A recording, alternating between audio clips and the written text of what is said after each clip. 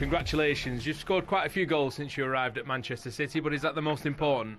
Yeah, definitely. I think every game is important, to be honest. Trying to contribute the best way I can and do whatever I need to do for the team. So we're happy with the win, but still a lot of games to go, so we just need to keep going.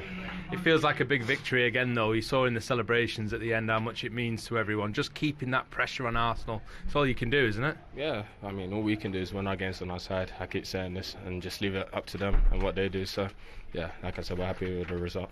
How are you finding all this? Because you're brand new to it, aren't you? Yeah, it's a lot.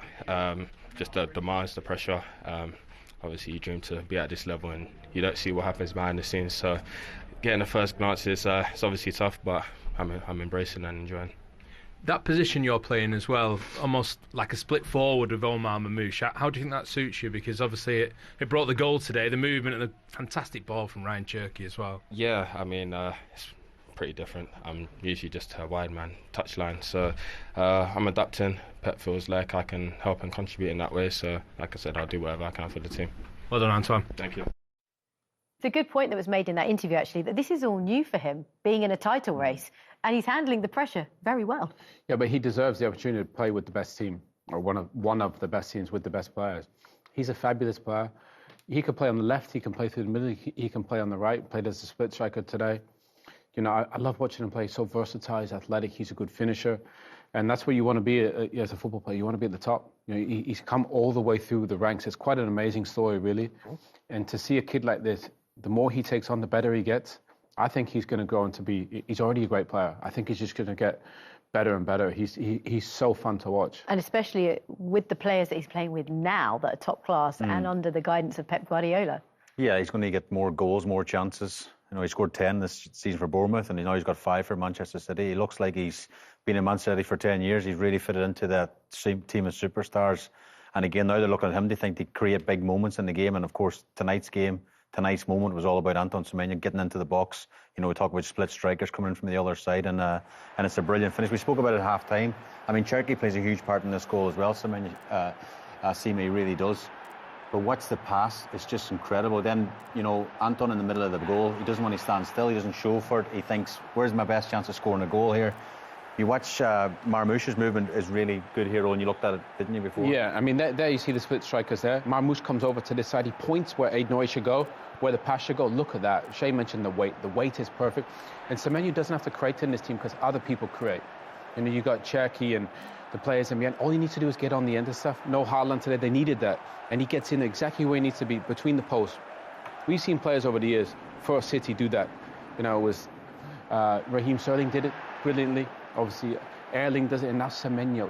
He can guarantee you goals, and I think he's a great fit for this team because he gives them something different. It's also interesting what he said in the interview there about, you know, you don't see what goes on behind closed doors, what the levels they do in training, what the detail that Pep goes into. You know, what they create, and he's not maybe seen that before at Bournemouth, and the pressure. He's not been in that pressure cooker before, you know, chasing down Arsenal, challenging the one, not just the Premier League, they're involved in a few other trophies this season as well, so it's going to be a big season for him.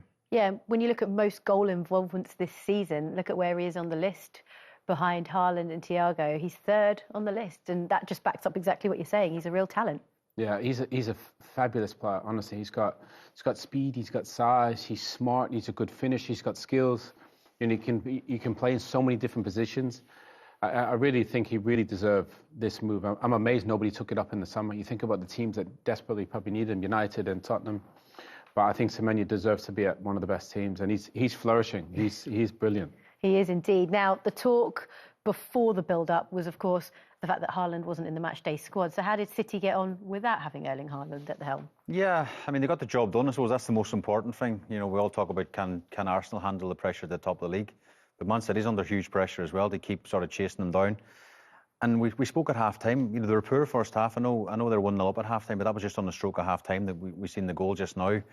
City were really below par, I felt, first half, and lucky to get in at 1-0 because Leeds created the best chances in the first half and should have at least took one of them. So, again, you see Pep's reaction at the end. There's a big relief there at the end of the game. They think we've got the job done. We said Ellen Road's a tough place to go. Get in, get the 3 points and get back out again because it's all about the next game. And again, it's just that stage of the season. They'll be all watching Arsenal tomorrow afternoon. What are they going to do against Chelsea?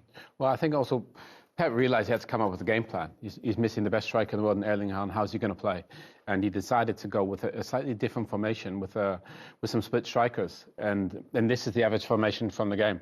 And when you look at it, it's obviously completely different from when Erling Haaland plays.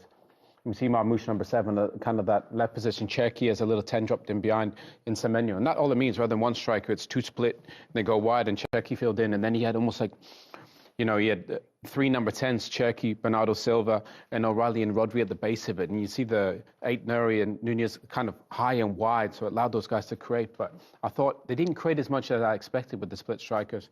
But I thought Cherki was kind of the architect, Shay, in there, running the game for them. Yeah, he was a brilliant player, especially second half. I think Cherki really stepped up to the plate. But what you would say in that system, they have a lot of bodies forward, but I think if Pep looks at it tomorrow in the cold light of day, rewatches the match again, I think they didn't create enough for his liking. You've got so many star players on that pitch, but I don't remember Darlow making loads of saves. I think he made 1 in the first half and maybe 1 off Gahey as a header, but very few chances 39. they created, Yeah, absolutely. Well, they might not have created too many chances, but they did walk away with the 3 points.